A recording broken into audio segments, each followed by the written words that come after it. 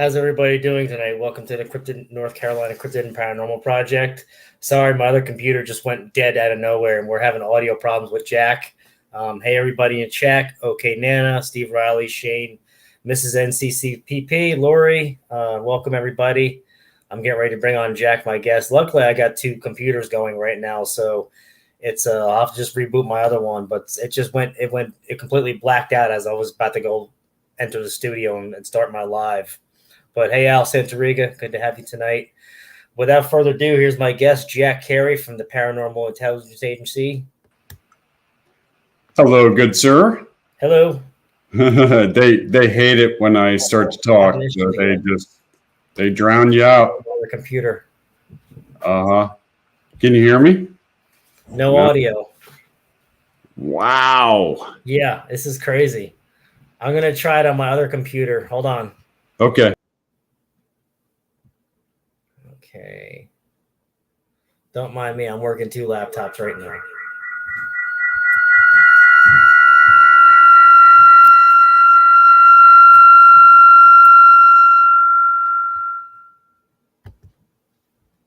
Sorry about that.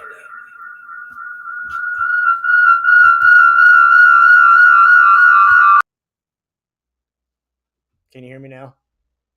Can you hear me? All right, we're back. You good? Yes. All right. Sorry about the dilemma, people. This is technology for you. Blame it on the UFOs and the Chinese weather balloons.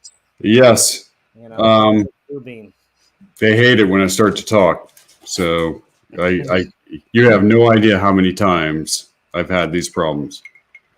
I've been getting it more recently. The more I talk about certain topics and subjects, delving down the rabbit hole, all that, and you start bringing truths out in the matter, and they try to. I mean, my friend William Nighthawk, he does a podcast, Nighthawk High Strangeness, and they do like a Friday night, Saturday morning, and a Sunday morning, and they actually wiped his YouTube, pretty much cleaned his whole. He had to start a new channel, so put it that way. Wow. So I don't want to get to that point, but man, this is crazy.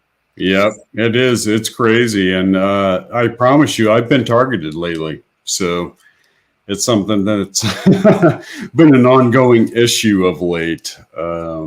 Seems like the closer you get to putting truth out there, or just putting anything out there that doesn't really, jive with MSM, mainstream media, or whatever the agenda, the narrative is, you try to offset it, and they just, kibosh you down.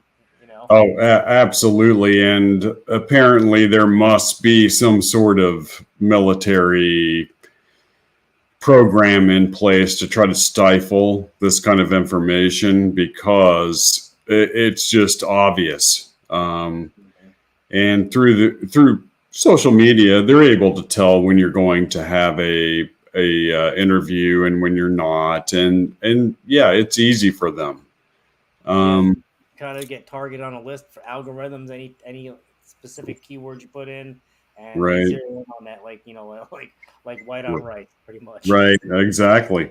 Sadly. But let's get into you, man. I mean, I haven't had you on in a while. I know you've been doing a lot of research. You're out in Oklahoma now, right? You got the whole compound out there, pretty much. I have. I moved back to Oklahoma because this is my home state, and on top of that, there's just a huge amount of crypto activity here. The sheer amount of Bigfoot activity alone in the state is really profound, and it's something that I've delved back into fully now that I've moved back here.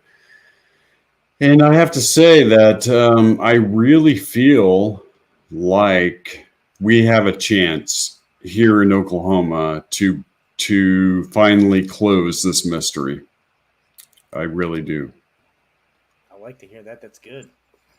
Yeah. Data, getting evidence, getting facts, getting all that, Yeah. The thing is that we really think that we've come across a grave site, and that this grave site may derive its origin from interaction a famous battle that took place between Choctaw Indians and some Sasquatch Bigfoot creatures here in Oklahoma. And this particular ridge that we're on has a rock structure that I can only describe as being impossible for a human to make. There's no way to get heavy machinery into this area. There's no way to get like 5 Andre the Giants to lift. Yeah. I know the fact, like there's certain structures or anomalies. It's like you need like 6 machines, hydraulic machines, to do what you see out there, and it's crazy. Right, exactly. And this particular grave site, they picked up a flat table-like rock, and they positioned 3 pillars underneath, and they laid the rock right on top of it. Oh, wow. Flat as can be. I mean, flat as can be. And the top rock weighs 2,000 pounds. Oh yeah, that's big. I mean, it's you know, on the downside, like if I'm kind of like cheating a little bit on the weight, maybe 2,000 pounds. And there's no way to get heavy machinery into this area. There just isn't. And so, however this was accomplished, it was accomplished through sheer brutality of force.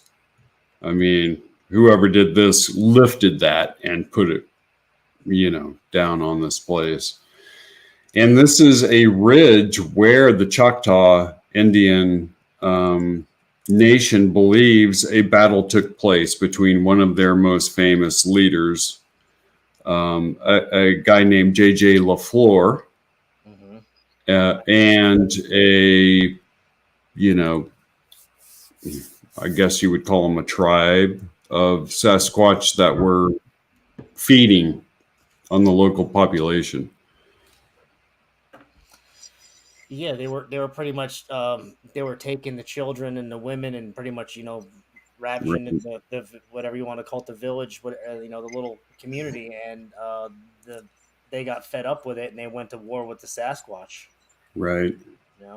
Captain. Yeah, which is crazy. And lately I've had to come to terms with the fact that my name is Jack Jeffrey. My family has always called me JJ.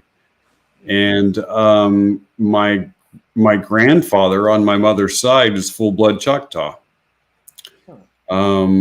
Which is, I mean, what are the odds? Just really, really weird. That's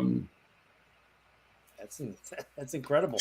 I know, really strange, synchronicity that's going on there. Is the area that you go in, is it near Brown Springs at all? No, Brown Springs. I'm not sure. Is that in northern Texas? I think it's around the border of Texas and Oklahoma. Okay. I think it's near the Red River area. Okay. Yeah. That would make sense. Then it's right on the border down there. We're close to that border, and it's the most southeastern edge of the border. So you're in the Ozark foothills. Right. And here the mountains are called the Ouachita and the Kiamishi Mountains. Most people have never heard of them, but if you look those up, you'll see that they're real mountains, actual mountains that are out there. And that's my new project, is the Ouachita Bigfoot Project. And we believe we've discovered a place where we might be able to solve this thing. If we can get into this grave site and retrieve those bones. Be careful what you talk about, because you'll have the Smithsonian, you'll have 3-letter alphabet agencies out there. Oh, I know. They already are. You got to keep it secret of what you're doing out there, and when you do, I mean, obviously you know what to do, everything in secret and in sequence, and doing it the right way and giving it to the right people so it gets processed correctly and it doesn't get lost like all the Yes, giant bones and the mound builder bones and out there. absolutely. In fact, I've already lined up the geneticist and the scientists to be able to take what we retrieve out of this instantly. It'll be in their hands and they're going to be able to analyze it. The problem with this particular site is that I can't get any kind of big machinery in here. Mm-hmm. It's up on a ridge. It's a really difficult place to get to. We're using like a truck that's got a 2-foot lift on it to be able to even get to this area. And once we get there, it's just, there's no way to get like a crane like truck up there to be able to lift that top off. Steam shovel or something serious. I mean, Right. have you tried like maybe those bobcats now? They actually make attachments, hydraulic attachments where you can turn a bobcat into like a little mini excavator. Yeah, and that's probably what we're going to have to do is just topple it. We're going to have to just take it up from the edge and just try to pop it off the top and let it fall off to the side. But there has to be something there. There's no way that somebody went to the effort of putting this on top of these 3 stones without there being something of extreme importance right there. There is just no way to get any kind of machinery up there. I'm lucky because this is a 2,500 acre plot of land right on the border, and it's owned by a friend of mine. Really, really lucky. So he's allowing me to just go up there and do what I want to do. But, he's a very practical human being. He doesn't believe in Bigfoot. He has been a lifelong hunter. He's never seen any kind of sign, and so that's kind of what I'm dealing with. I'm in an area where we might be able to solve this. But I'm dealing with people who are like, there's just no way, Here's a question from Steve. If you can see below the print. Okay. Could you tell where it came from? No, actually, Steve, there weren't. If you go to my YouTube channel, the Paranormal Intelligence Agency, you'll be able to actually look at that video. It says Ouachita Bigfoot Project. And you'll be able to see what we're looking at. I'm examining this thing with a family member that's an ex-Marine. She goes out with me all the time. And you're going to have to take a look at it. There's no way on that 2-track trail that somebody got some kind of crane machinery in there to build this structure for no reason. It's not possible. It's too good to be true, like you said. And luckily, you have a friend that owns the property, and he has that mentality where he doesn't believe in. He's been hunting his whole life, and I can relate because I know people like that. They've hunted their whole life, never saw anything to do with Bigfoot, don't believe in it. And the minute they might have that feeling where they believe in it, it might ruin their whole hunting experience for the rest of their life. Right. And, you don't want that to happen to your friend that owns all that acreage that gives you, prime location.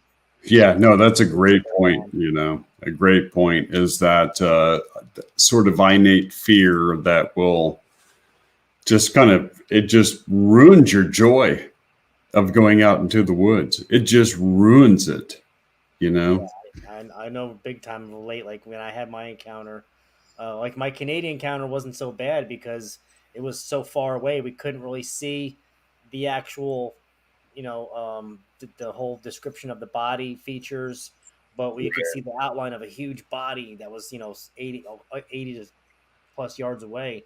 And it was getting dark out. And then, weird, strange occurrences started happening afterwards.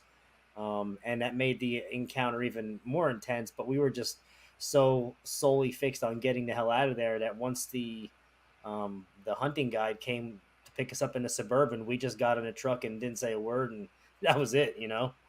Yep. Yep. I know. And I can totally feel that.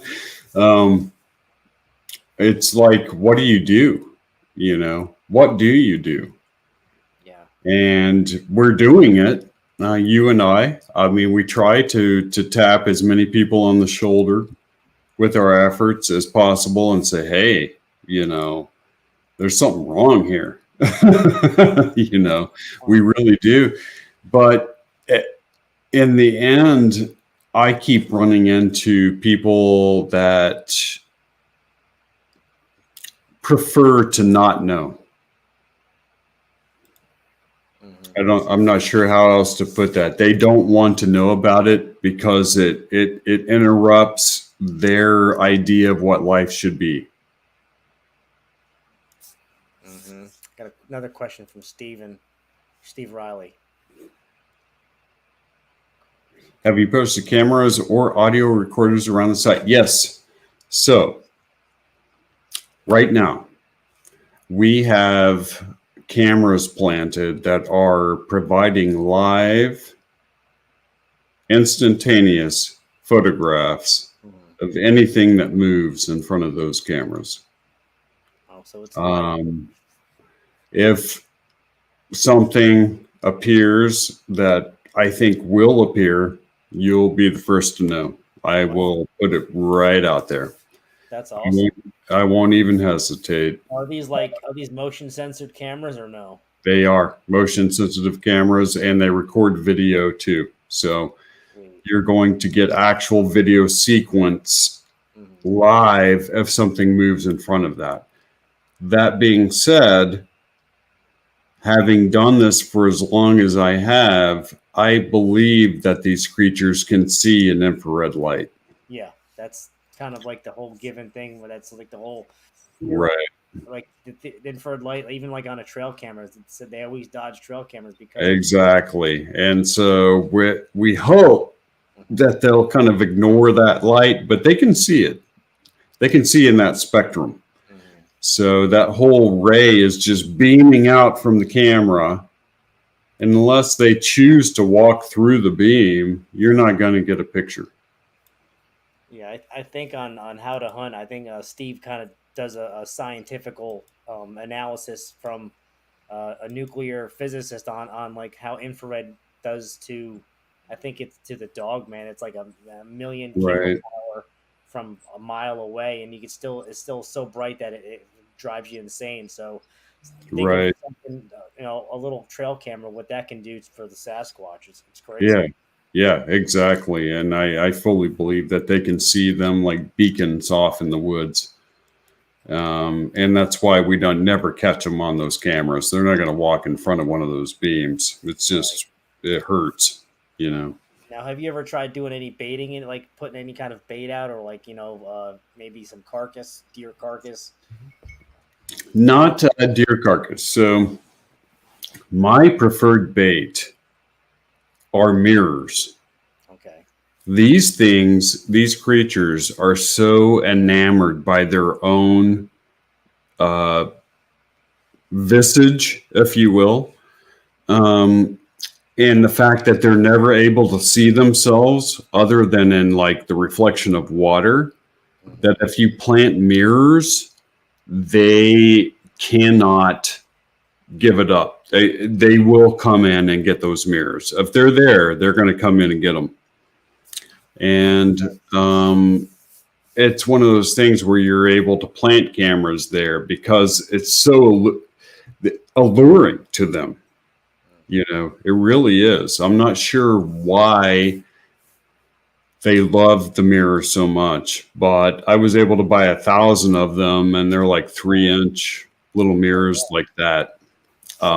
Core drilling. Have you thought about doing a core drilling, or you think that would do damage too much? Well, that might be interesting. So right now I'm taking like super glue and just putting it on the back of each one and just putting them on tree as I'm going through the woods. Bam, bam, bam, bam, right on the trunks.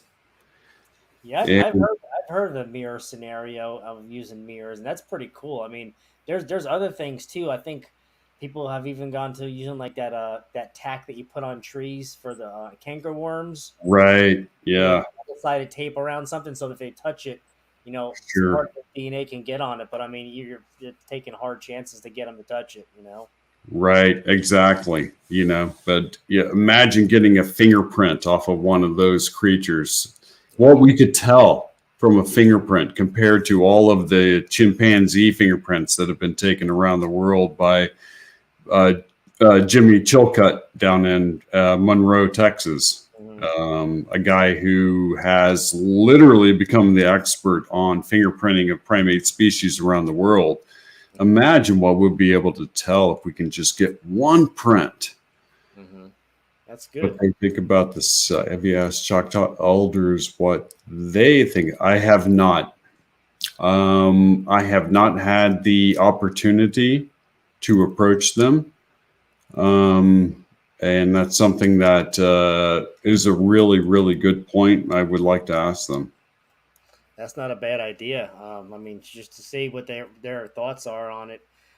They might even have some if they know that you're, not really an outsider, but you're trying to strive to get truth and learn about these beings. Yeah, They might I have say, Choctaw. I got Choctaw blood yeah, flowing through my veins. And my grandfather was somebody who assured me that these creatures were real. right. So I would cherish the opportunity to talk to their elders. You might get a good answer then if they know that you have Choctaw in your blood. They might just be like, oh well, you're one of us. We'll give you some information. Here it is. Right. Not bad. Well, enough Bigfoot stuff. I know might have been last month or a month ago, but you were talking about not the dog, but Skin Man and Skinwalker and um, the government. Yeah. So Pentagon. here is a major problem for us cryptozoologists. I'm not sure what to think about it. I'm not sure how to get around it. But the problem is that the Pentagon started a program called OSAP. OSAP was designed to study the paranormal aspects of the UFO phenomenon. And by paranormal aspects, I mean that they kept having what they referred to as the hitchhiker effect. So every time one of these intelligence agents, investigators, witnesses, what have you, experienced a UFO, at the same time, when they went home, they experienced what the rest of us would describe as being paranormal phenomenon, even poltergeist-like phenomenon, where objects were being moved around the house, shadow beings walking across a bedroom, alien abduction. The Pentagon report says that one of the occurrences was a pregnancy that they didn't account for. I mean, yeah, right. That was published in the New York Times. Like artificial, insemination by above. Right. Exactly. The problem is that the alien activity seems to project the other paranormal activity. Right. And that's the problem is we cannot figure out why that's the case.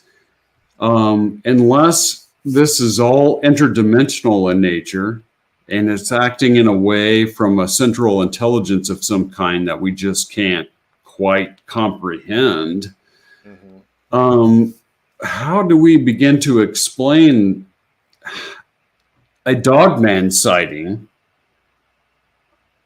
profound as it was, related to a intelligence agent that was involved with the OSAP program of identification of UFOs. That's wild. Yeah, you just can't. Unless you accept their interpretation, which was that the Dogman encounter was, in fact, part of the UFO encounter. Mm-hmm. And if you accept that, then we got a real problem on our hands. It's the problem of the chicken and the egg. Yeah, big time. Big time. And I've been trying to explain this to people for a while now, especially in the Dogman community. And they're just now beginning to kind of get it. Consider like what people consider the whole woo factor is kind of what you're right. And I go where the evidence takes me, Tom. I go where it takes me. I don't go where I want it to take me. Right. And that's the difference between my investigations and a lot of people. My investigations generally always lead me into a place of real extreme discomfort. Let's put it that way. And this is discomforting. I believe it. I'm not sure what to make of it. And, the one option that we have, which is really disconcerting, is the interdimensional option, and the option of there being let's say, a GOD programmer, a holographic universe, a way for them to just introduce anything that they want to at any point to be able to evoke a response. I mean, I don't quite get it. You've heard the phrase, people say we live in the Matrix, we're all in a simulation. So, I mean, Right. It might not be off too much. I mean, you said holographic images, and you got Project Bluebeam, and you got all these UFO sightings happening now, getting shot down in the U.S., and, it's crazy. Yeah, it's insane. And I mean, any angle that you look at that from, there's no logical way out. And nature speaks in logic. I'm like you. Like lately, I am just so perplexed about what's going on. I'm not sure what to do. I'm not sure what to think, because none of it makes any sense. And then you got the orbs too. Yeah, the blue orbs, which are clearly part of this phenomenon. And I think now, the more I think about the blue orbs, the more I'm beginning to think that that is the true form of this phenomenon. I've been reading into that too. There was a couple channels I was following when I was heavily into like reading 3 pages of Telegram messages a day on certain Telegram channels, and they call these things hyperdimensional beings. Right. They attribute them to shadow figures. They attribute them to hauntings of like things moving, poltergeists in your house. They attribute them to these cryptid beings, and then they also attribute them to these orbs, and they're all considered like certain types, like a type 1, type 2, type 3, and I think type 4, and they call them hyperdimensional beings, and they all kind of come from another dimension. I mean, that's I'm not 100% sold on that whole factor, but it sounded pretty interesting, and it just kind of started making sense once you started reading more into it. Yeah, I agree somewhat. Jonathan Keel, who I have nothing but the greatest respect for as a human being. Jonathan Keel sent me on. This is the path he sent me on. That's the writer from the Mothman. Right. Yep. And he had this whole idea that these creatures were extraplanar, as he called it. They lived on another plane of existence where space and time didn't exist the way it does here. And that they were so intelligent they could figure out a way of interaction with us on this plane outside of space and time. And the more I examine a lot of this activity, the more I'm coming to the understanding that he may have been right about that. That we're kind of like ants in a little tiny ant farm somewhere, that some creature can do whatever they want to at any time they want. Right. Makes sense. They, if they could even, and if they wanted to, they could just open that little trap door and enter the ant farm too, and get in it, and then get Right. out as needed. So that kind of makes sense. Here's a question for Country Boy Cryptids. Country Boy, what's your thoughts on CERN? So yeah, so CERN, I believe, is our attempt at trying to actually construct a wormhole. Mm-hmm. They know that they exist. Ivan T. Sanderson, in his book, what I think it was called Undersea Residence, points out the 12 places around the world where there are vortices that are taking place. And I think that that is their attempt at trying to replicate one of these vortices. Mm-hmm. The natural vortexes that lead you, or wormholes that lead you into other dimensions, are probably not as reliable as one that you could construct yourself and then control every aspect of. Dang. What was I gonna say? So you're talking about these like dimensions and like entities. It's just possibilities are endless. Like you said, like you just cross over. It's almost like having like multiple curtains, and they just come through one side of the curtain and go on the other side of the curtain and get out of it. And it's like that's the dimensions. And like with CERN, I mean, there's so many different. You got Switzerland. You got the one in Chicago, which is Fermilab. There's a couple other ones that are probably disclosed that they don't want to talk. But I know. Right. Well, my whole paranormal theory, which is based on the idea that the Earth contains within it enough quartz crystal to actually generate these wormholes in natural areas, mountainous areas, where you would find these quartz crystal deposits, and generate these wormholes to such a degree that people can just disappear. I think that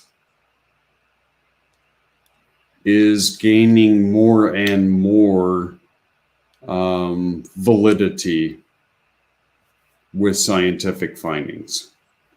That's pretty much spot on, because I remember it was a guest on Art Bell was talking about he went to some pyramid in Mexico, and he went to a corner section where somebody told him that that's the spot you go to and that's a portal, and you have to play a certain tone with your throat. Yes. He played that tone with his throat, and he closed his eyes, and when he opened them, he was in another. He wasn't even there anymore. He was somewhere else, and he was being talked to by like another entity that was kind of giving him guidance. And then after it was all said and done, he got back and he was back in that same spot. That makes complete sense to me. And the idea that frequencies come into play is, I think, paramount to the entire idea that you can travel to other dimensions, and that these dimensions are really just separated by frequencies. Yeah, frequency and vibration. I mean, that's what a lot of veteran and good researcher will tell you. The frequency and vibration are like the keys to the universe. Right. Tesla's his whole thing was the secret of the universe was frequency and vibration. If you could tap into frequency, vibration, and sound, the numbers 3, 6, and 9. Okay. were the keys to the universe, according to Tesla. 3, 6, and 9. Contemplate on that. I do every day. I think every day, what was he meaning by that? 3, 6, and 9 are the keys to the universe. He said it over and over again. Right. Over and over again. So something with the frequencies themselves had to do with those numbers. Yeah. Well, I mean, we're also three-dimensional beings, and I think the numbers. It's one. What the binary numbers are 0, 1, and I think 2. Right. Binary numbers work, so our beings are three-dimensional. If you go past that, you're going higher than that. So then you get to 3, and then you get up to 6, and then 9. So there's so many more dimensions on top of that. Sure. Yeah, that makes that's infinite. I mean, shoot. Yeah, that's great. Hey, Midwest, welcome. But yeah, that's pretty interesting. I'm like, that stuff. I could talk about that for hours and hours and hours, and just not even get an ounce of boredom or tiresome. I know, me too. And then I got the privilege of getting your book, which you. Oh, cool. I ordered that like a month and a half ago, and I'm only up to like the first couple of chapters because I'm not big into reading books. When I do read, I read like a chapter or two, that one seating. And I mean, right. Excellent. This has like the secrets of, like just all of these land things people are finding in the land, ley lines, certain structures that they build churches on top of, ancient, going back to ancient Druid times. It's crazy. It is. Thank you very much for showing that, Thomas. I spent a good, probably the primest 10 years of my life doing nothing but investigating that mystery. I slowly moved on to others, but that book represents 10 years of being in the absolute depth of that mystery with the people that knew the information is more than anybody else on the planet. And so I truly believe that when you get to the end, you're going to see that the big secret, the big reveal is the tomb of Enki. It's the tomb of the second of the, Anunnaki princes that ruled the earth for so long. Right. So I can't wait. Yeah, it's pretty amazing. Everyone's interested in a good read. This is out on Amazon, right? You can order it on Amazon. Yep. Okay. Absolutely. Code by Cary. I mean, it's put together very well, and it starts off with a big boom, and then you just keep getting into it and deeper. It's like if anyone remembers, what was the movie? Oh God, what was the Tom Hanks movie? I can't even think of it now. That kind of started that whole revolution. Oh yeah. The Da Vinci Code kind of.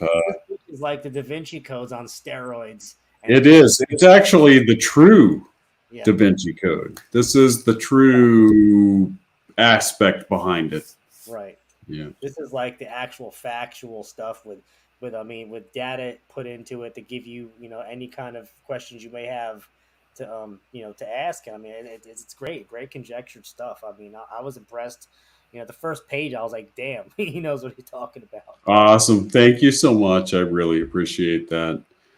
So it took me many, many years to write that book. So 10 years. That's pretty intense. Yeah. Wow. I bet you it paid off well because I mean, it's now people can just buy it on Amazon. I mean, shoot, it started off from Yeah, I'm happy because the right people are reading it. People that were already interested in that knowledge and that whole research thing are now reading my book and incorporating that into their research, which means everything to me. The fact that they've acknowledged the information that I put in there, and then we're like, yeah, this is valid, and we're going to have to kind of merge this into our own thinking of things is very gratifying. Makes so much sense to add that to like any kind of research, especially any kind of historical events or all of that, and any ancient, ancient happenings. I mean, it all kind of goes hand in hand. And if you wanted to start knowing more about like how this world works or the secrets of secret societies, all of that, I mean, it's all in the book. It's crazy. Thank you, thank you. Yeah, those secret societies all go back to real profound secrets. Hmm. So profound that they were able to spawn organizations that would live for hundreds of years in order to preserve that knowledge. Someone's talking about a video of something you did with the late JC Johnson, Mm-hmm.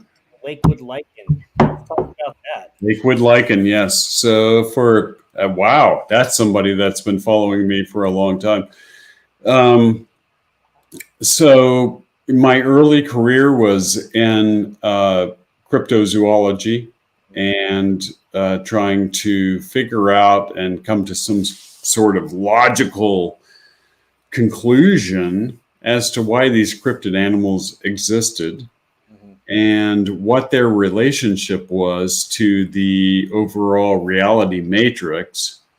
And here again, we come kind of full roundabout to the OSAP program and back to the Dogman sighting, which took place after a CIA agent's interaction with the UFO phenomenon. He goes home. Well, his family begins to experience paranormal phenomenon on a scale you just can't even imagine.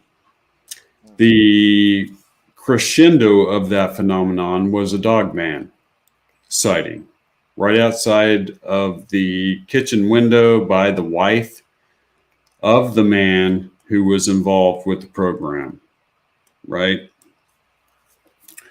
So what I'm trying to figure out is this Dogman sighting part and parcel of the overall UFO phenomenon?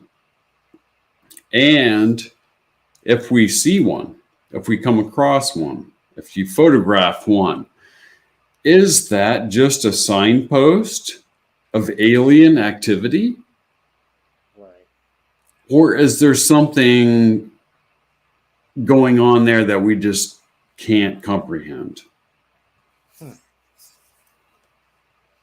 Now, this is part of the whole like skinwalkers at the Pentagon with Agent Axelrod. That the whole Exactly. Yep. story encounters that they encountered something at Skinwalker Ranch, and if this thing followed them all the way home to Virginia, Maryland area, and they're having sightings, constantly and activity. I mean, it's all connected, which is crazy because you say UFO here, and then you go home, travel 400 to 600 miles home, and this entity, whatever you want to call it, follows you home, and you're seeing different stuff when you're home. Right. Opposed to poltergeist, paranormal activity, cryptid creatures, out of your house, things coming through your walls, Yeah, things flying through the walls, objects materializing out of thin air, dematerializing, just the whole gambit of paranormal activity takes place.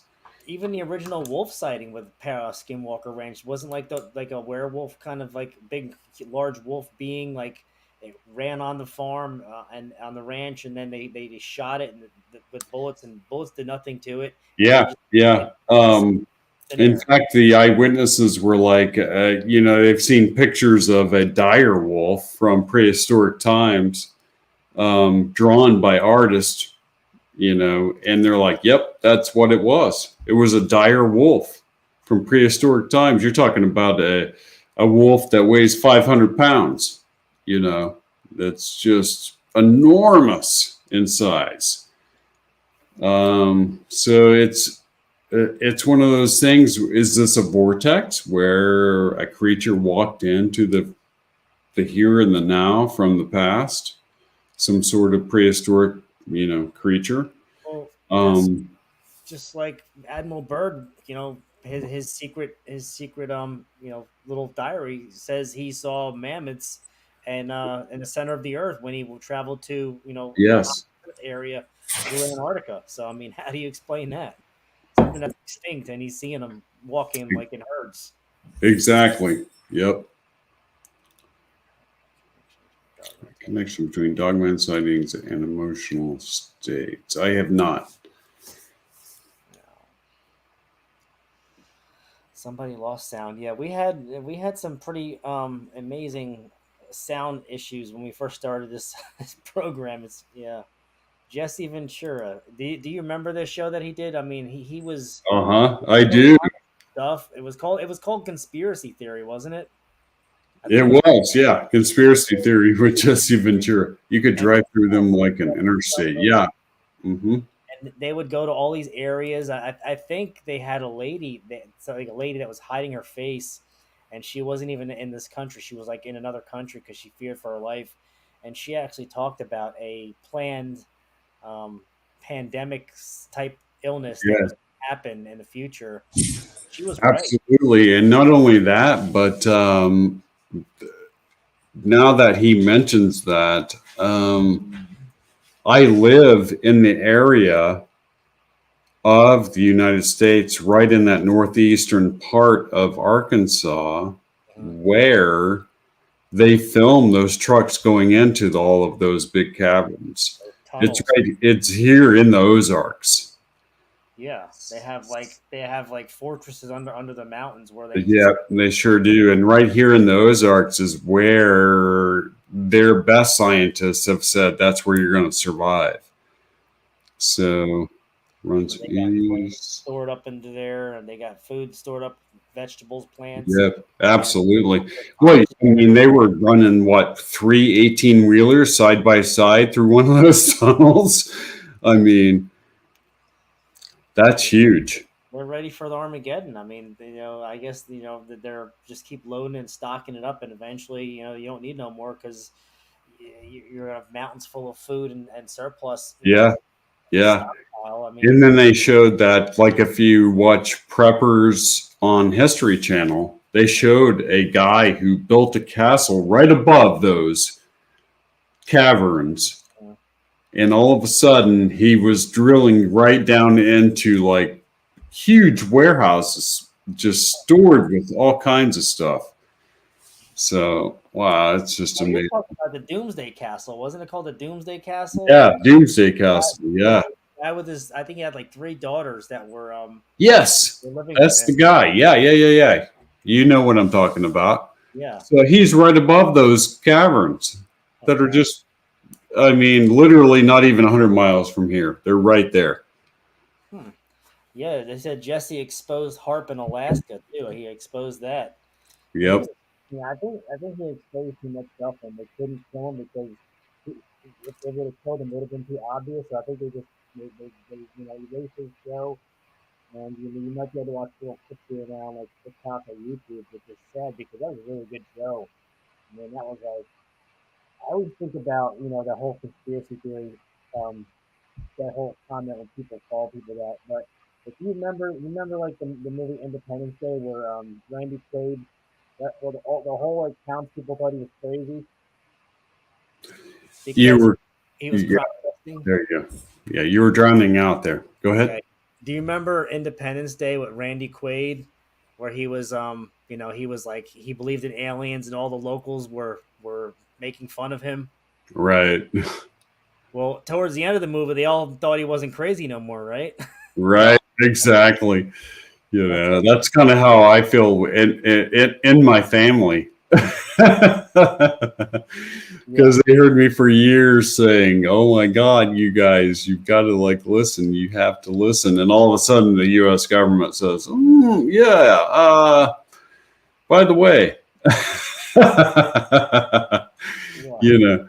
It's Here's funny. the problem, and the thing that I'm going to bitch about on this television program that I'm getting ready to film in Fort Lauderdale is that the U.S. government, with the aid, of the public is attempting to whitewash over 70 years, 70 years of us telling them the truth. Because it hurts their feelings. It hurts their pride. It hurts their ego that they just dismiss the whole goddamn thing, you know. And here we are going, you changed the word UFO to UAP. Yeah. Sorry, you're not whitewashing over 70 years of you killing people, completely running intelligence programs in order to make them look crazy. 70 years of you lying to the American media, 70 years of you having bodies at your disposal that you never talked about. And it's, how are they ever going to, I don't know, how are they ever going to fix this? I don't know. It's funny you say that, because I was thinking that the same thing. Like disinformation agents with the whole what's Louis Elizondo and his Tom, the guy from Blink-182 and all that. UAP, like you said, it started off as UFOs, and now they want to look into it and say, oh well, they're called UAPs now. But if you notice, all these recent objects that they've been shooting down lately, they're calling them UAPs now. Right, exactly. 2 weeks ago they were objects, but now they're UAPs, so they're getting people into that believing that. Right, to obfuscate the entire thing and make it look like, these were all just Chinese balloons and we were just shooting those down. And there's a distinctive religious context to the people who continually attempt to cover it up. And these people are, in my mind, evangelical, Christian, right-wing people who just cannot accept the reality that this is a phenomenon that their religion will not explain. Yeah.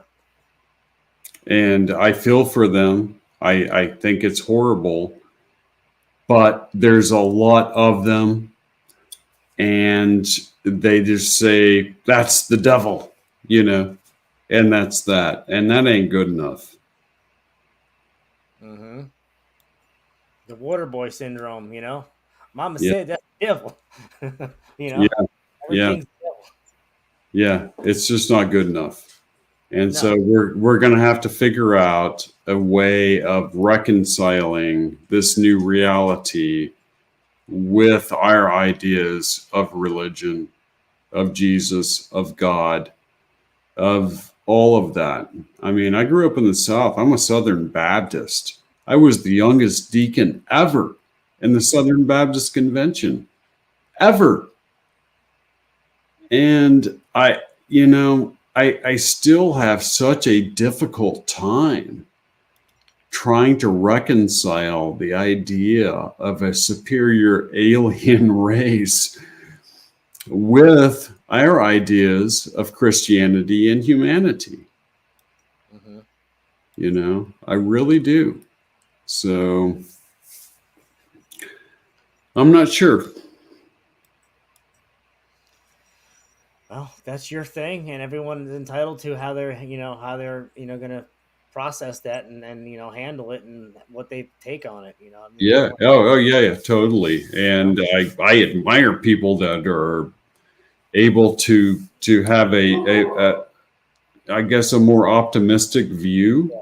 Think outside the box. Right. I admire that. Yeah, So, not just take it for you hear it from this, so you're going to believe that, or I heard it from here, so I'm going to believe that. You want to, you know, get the facts from your own, looking research or your own works, doing however you want to find it, and go from that point. oh yeah, completely. And I feel like there's plenty of validity to the religious aspects of it. I'm still trying to figure out the math of it, you know. Some things just don't add up, right? Right. And I'm not afraid to be honest about it. Mm.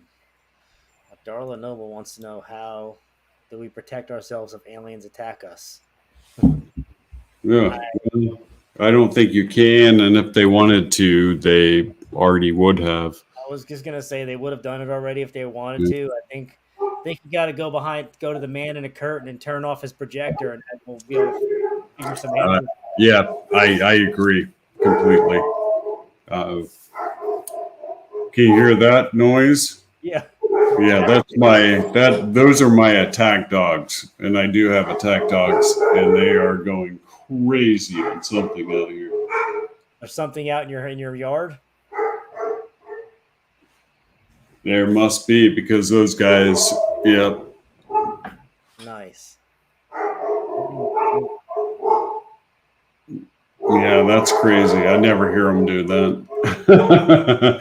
I apologize, guys. I can't control that, so That's that's okay. That's okay. uh, We can end this now anyway. We're all by almost at an hour or so. If you go let your dogs out or whatever, see what's going on. Yeah, he's saying Timothy Alvarino, Steve Bell, and Tom Horner all have that biblical um, aspect to some of the stuff. And I mean, some of it makes sense, but I like, I listened to it and I kind of fell into some of their their teachings, but sometimes I want to know more, and I want to know yeah, my yeah. own answers. Sometimes you got to get your own answers instead of Right, right. And I'm right there with you, Thomas. You know, I don't know everything. I just go where the information leads me, you know. yeah. So Well, it might be somewhere nice. I mean, you got a good area. You're gonna get some answers. So I'm hoping to hear, what comes of this in the future. So looking right, right. So but I appreciate you having me on. I appreciate you coming on. And if anyone's interested in your book, again, it's called the Enoch Code. You can get it on Amazon. It's a recent book, and it's very good. Awesome. Thank you so much. Thank you for coming on, Jack. And until next time, have a great night. All right, you too, my friend. Everybody, I thank you all tonight. Sorry about my audio issues. Like I said, when I first started this podcast, my main computer shut down. It just completely shut down. Luckily, I had another one next to me, and when I was trying to stream off of that, when you're using two laptops right next to each other, you have to shut your volume down on one, and I didn't do it quick enough, so it made a really loud squeal. So I'm sorry about busting anybody's eardrums tonight. Seriously, but yeah, Melissa, you got a good point there. The main thing is believe in God, God, and Yeshua, Jesus, the Creator, and everything will come after that. I mean, you'll get your answers. You don't put down the Creator's what He gave us. He gave us a loving heart and faith. So that's the main thing. But thanks again, everybody. We had a good chat tonight. Good guest tomorrow. Next week we're going to have rescheduled guests from the week that was supposed to be last week when I had some problems. So we are going to have W. Wallace, and he's going to be talking about ancient aliens in the Bible. So hopefully you could all tune in next Monday night at 8 p.m. Eastern Time, and I will see you then. And until that, y'all have a great week. And thanks again. Love y'all. And here's my exit